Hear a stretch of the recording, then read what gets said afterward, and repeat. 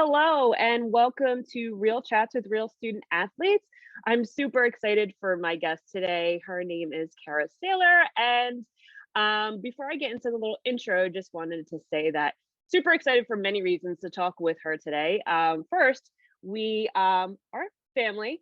My brother and her sister are married, and we share amazing three little munchkins. They're super fun, and we're aunts together with them. So that's super exciting. And we did get to spend quite a bit time together over the years, and just recently she got engaged. So I'm so excited to talk to her today about her career at Stetson as a softball player. So a little bit about Kara before we get into talking with her.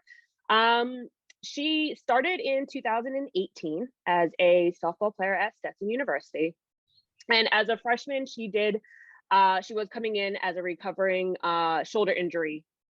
So she was not cleared to play for the fall season of her freshman year, and then was cleared a few weeks into the season, but didn't get any playing time because of missing training. So she then battled for two more surgeries after that on the same shoulder throughout her 4 years at Stetson.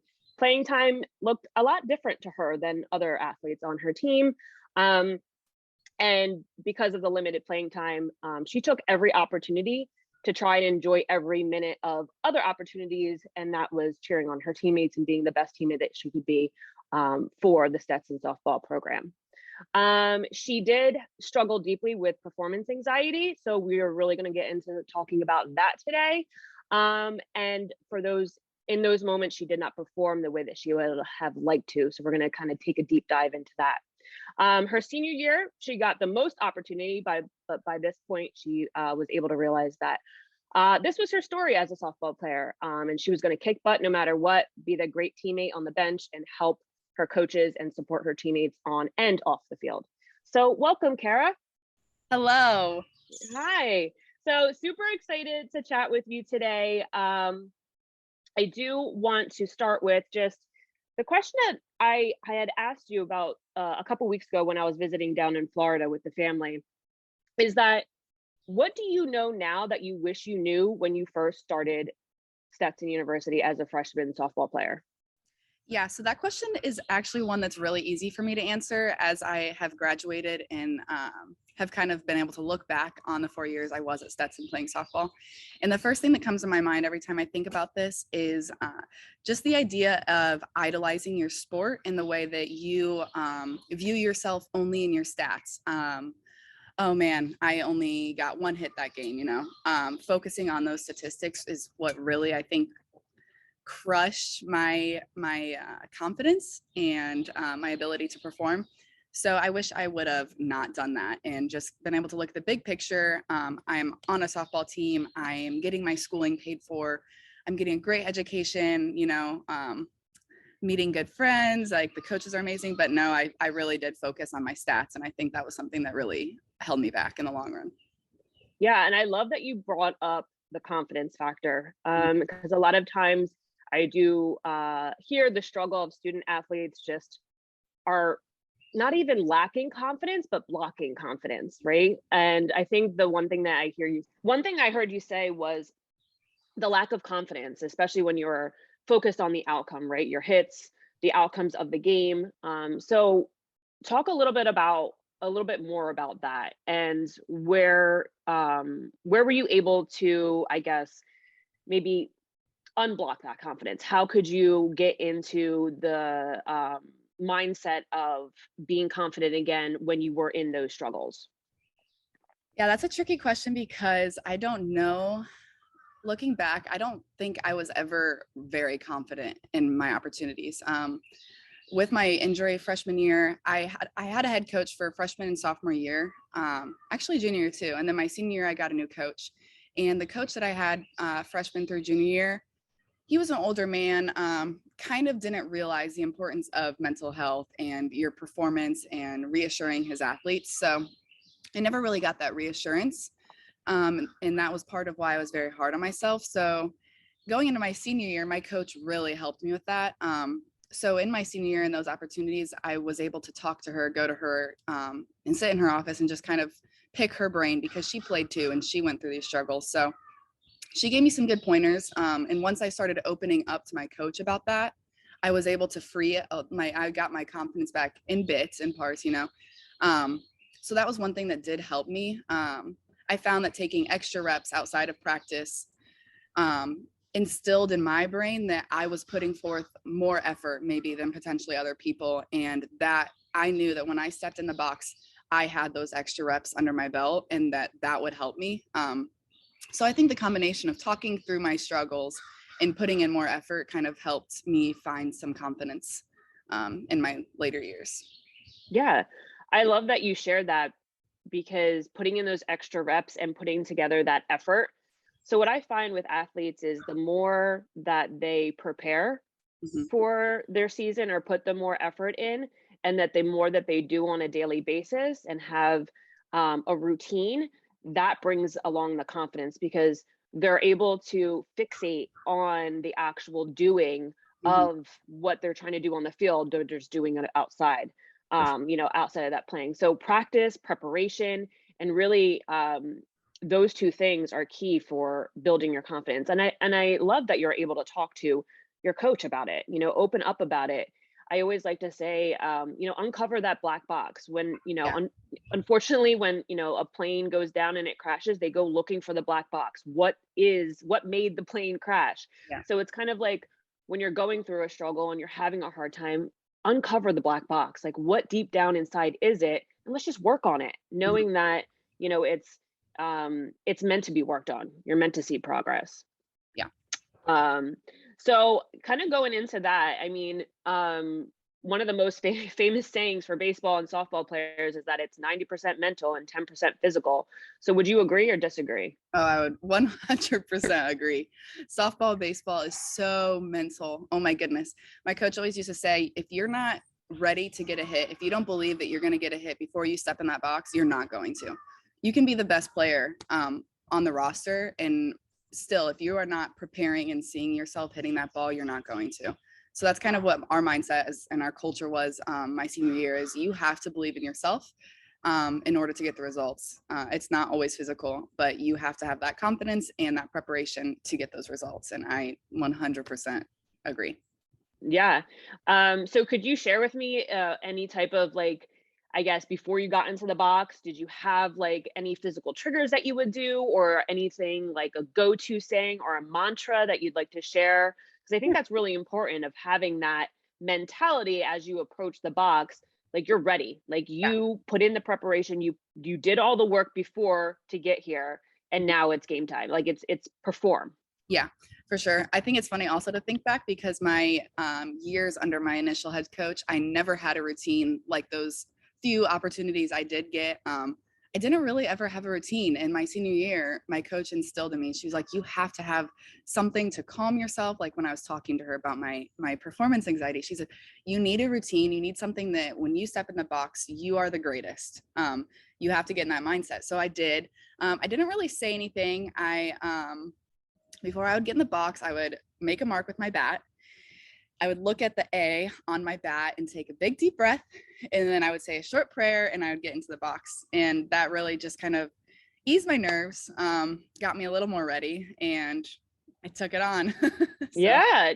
Oh, I love that. No, I love that, because that's something I was just at a workshop yesterday, and that's something that, mental performance training is something that you should be doing every day. And it doesn't just mean like within your sport, it could be with academics, could be with your family, it could be with relationships. It's kind of like training every day, as if there's an obstacle, and how are you putting yourself in the best place to get through that obstacle. mhm, And we go over the 3 R's. So it's recognize, right? Recognize that you need something to go to. So you're recognizing in the moment, you're getting into that batter's box, and you have something to go to.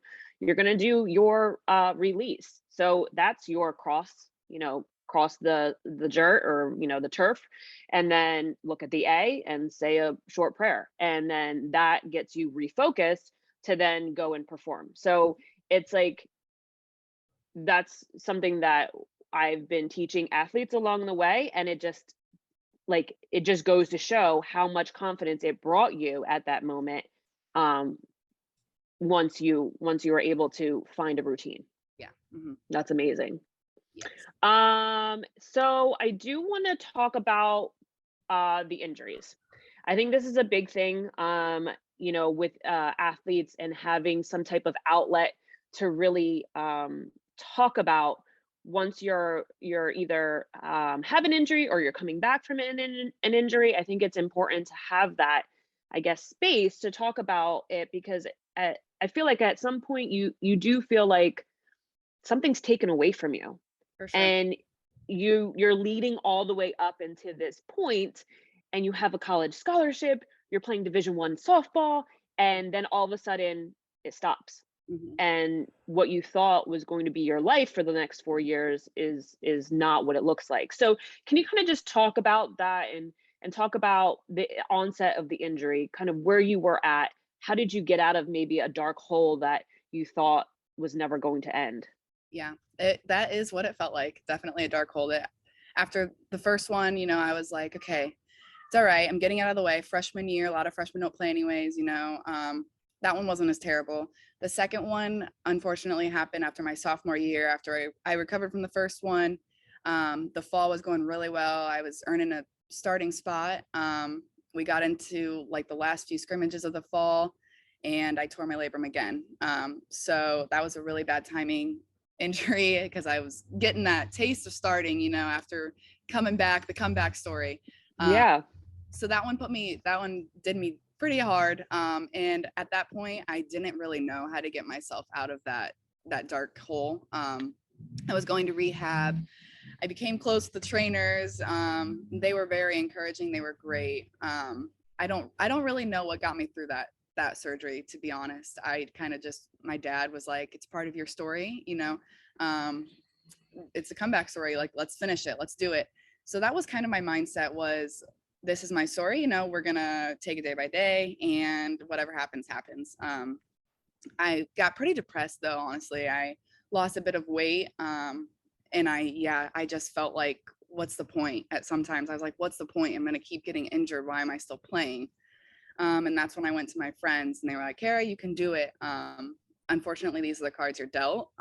So let's play them. Let's do it, and let's find a way. So my friends were really helpful in that. The third one, I was like, okay, what's going on here? And that was that one happened in practice, and that was even worse because it didn't happen in a game. And it was the same, I did it the same way I did it every other time, diving back to the base, tore my labrum. So it was just like deja vu. It kept happening. And I was like, man, what is going on? So I did the rehab, and I had to focus my mind somewhere else. If I wasn't able to play, I knew I wasn't able to play. I had to find something else to put my efforts towards. And for me, that was being a good teammate. And my coach helped my perspectives shift, because naturally that's not your perspective. As a competitive athlete, you want to beat your teammates out, you want to get that spot. So it did take a little bit of training of my mind. My coach helped a lot, my trainers helped, and we kind of shift my perspective from, okay, you are literally not able, physically not able to play, so what else can you do to contribute to your team? And of course, that's not the way I wanted to contribute. But I did. And I realized that if I'm going to do something, it needs to be positive, and I'm going to cheer my teammates on. And so I kind of just became a cheerleader my senior year. I got some opportunities, and I actually did fairly well with them. But even I wasn't mad about not playing at this point. I was just like, this is my last year, and I need to make it worth my while and have fun. So that's kind of what I did after that last surgery. I just focus on being a good teammate and putting my efforts there on the bench. So Yeah. I commend you for that. I commend you immensely because I feel like a lot of other maybe student athletes may have just hung up their cleats and said, you know what? I'm just not doing it anymore. I've been dealt these cards and I just don't want to play with them anymore. I'm done. mhm. But to see you go through it and have that different perspective, and I'm glad that you had a coach to be able to shift your mindset to say, hey, this is not the end of the road. This is just a bend in the road. And we're just going to take another detour, and it's just going to look a little different for you. So I commend her and I commend you for that, because in those situations, sometimes it does feel like the end of the road and you can't do anything other than just quit. Hmm. But seeing, the opportunity to be a cheerleader, um, work on being the best person for others Hmm. on your team. I think that speaks volumes. So I'm really happy to hear that you ended the season, maybe in a different role than you thought you were coming into, but being able to have that experience. Because I know when we were talking when I was in Florida, and you're like, I look back and I think of like the softball seasons, and I'm like, I miss the girls, I miss move-in, I miss like bus rides, I miss going on the away trips. Like those are the things that you're remembering. It's those like connections that you've had with people. And yes, you're there to play softball, but speak a little bit more about that and just the team aspect outside of, hits and strikes and, plays. Yeah, circling back to the first question when I said I wish I didn't like idolize softball and put my whole identity in my stats. And that's why, because now when I look back, those things I don't remember. I don't remember, the strikeout I had my first at bat senior year. Like I don't remember that. Sure, I remember the hits, I remember the good parts, but I don't remember the bad parts as much as I thought I would. So yeah, I literally I miss the community, the culture. That was a great aspect of being at a smaller D1 school. We Hmm. all, all the athletes knew each other. We all got to hang out, and the community we built on our team was just great. We did so many activities together. And yeah, that is like the one thing I wish I would have soaked up a little more in those games where I didn't do well on the bus rides home. I wish I was able to just flush it and enjoy the bus ride home, or Hmm. going back to the hotel. I used to, I would jot down notes about what I could have done better during that game. And while that's good, learning from that, I wish I would have done it, left it behind, and then enjoyed, the hotel nights. And sometimes I let it go pour over into the next activity and whatnot. So that's one of my regrets. I wish I would have just been able to soak up the good memories with the team and stuff. So Yeah. I love that after a game, I hear you say that, you kind of did like a well, better, how. yeah. And, you know, were you able to do so when you went back into the hotel room and, you're jotting down your notes and you're doing your better, were you able to jot down some of those things that you did well before you did the better? And then what I what always, I happened always, after that? I always did the better before what I did well. I always had to do what could I've done better. And I focused too much on those. It's crazy. It's like all coming back to me as I talk this through. But yeah, I always went for the negatives before I did the betters. And I kind of wish I would have, what did I do well? What did I do Mhm. well? Let's focus on that first. My Mhm. dad has this saying, he calls them ants, and they're called always negative thoughts. And Mm. that is something like that I struggled with. I always did struggle on the negative thoughts. And he's always like, Kara, get rid of those ants, they'll Mhm. they'll dig you deep. Like don't focus on them. So that is one piece of advice I would give to any student athletes is the ants, the negative thoughts, get rid of them. Don't ponder on them because it'll tear you. Yeah. And I think that you had a really great point when you said like flush it. Hmm. And for it to just literally flush the toilet, let it go down, and then that game is over. It's kind of like taking off your uniform, taking off your cleats, like showering well, they call it. Like take a shower, let all the bad stuff, all the bad juju go down the drain, and then go to your next activity with the best mindset of saying, hey, what's the next opportunity? That one's done. Now it's on to the next. For sure. Um, and I love that you had a post game routine because that's very important. And then I love that you said, "Hey, start with the well. Yeah. Start with something that you did that you did well, Hmm. and then go into what you need to do better." And I think that really um, is a good behavior to do throughout life, right? So always recognize the things that you do well first, get in that behavior of that, and then start to jot down some of the betters, but always get in the behavior of praising yourself first, giving yourself some grace, and then going into, working on those things that you need to do better. That's awesome. Anything else that you would like to share with student athletes that are listening or watching about going into college at any level, Division one, two, or three? What piece of advice would you like to leave this segment today for those watching and listening? Yeah, I think my one piece of advice, I've said it before in this meeting, is don't base your whole identity on your sport. I know it's so easy. It's easier said than done, but it is something that'll get you through to the end with that confidence and you performing the best that you can. The stats don't matter in hindsight. Yes, they matter in the moment, whatever, sure. But I mean, focusing so hardly on them it didn't do me any good. Talking to my teammates, it didn't do them any good. So I think that'd be my one major piece of advice is don't focus on your stats. You are more than your statistics, and you are more than a softball, baseball, football player. And that is something that my coach, my senior year, really helped. We had team meetings every Friday, and that was like one thing that she said every meeting is, I view you as a coach, I view you more than your performance. And it's true, like we are more than our sport and we are more than our performance. So knowing that and actually understanding that and believing that is key. Yeah, that's powerful stuff, Kara. I don't even want to say anything after that because it's like we capped it off and that was like just the way I wanted to end it. So I truly appreciate spending this time with you today. I truly appreciate all the insight that you're sharing and spreading to other student athletes, because I think this is very important for them to hear that they're not alone. This does happen, and it's the more we share and the more that we understand each other are going through some things, we can uplift each other and inspire each other to just, play the cards that we're dealt in the best way that possible, and the perspective and having that healthy mindset and just finding ways to keep that consistency true each and every day. For sure. So thank you so much, Kara. I so appreciate it. And we'll chat soon. Okay. Was fun. Thank you. Yep. Bye. Bye.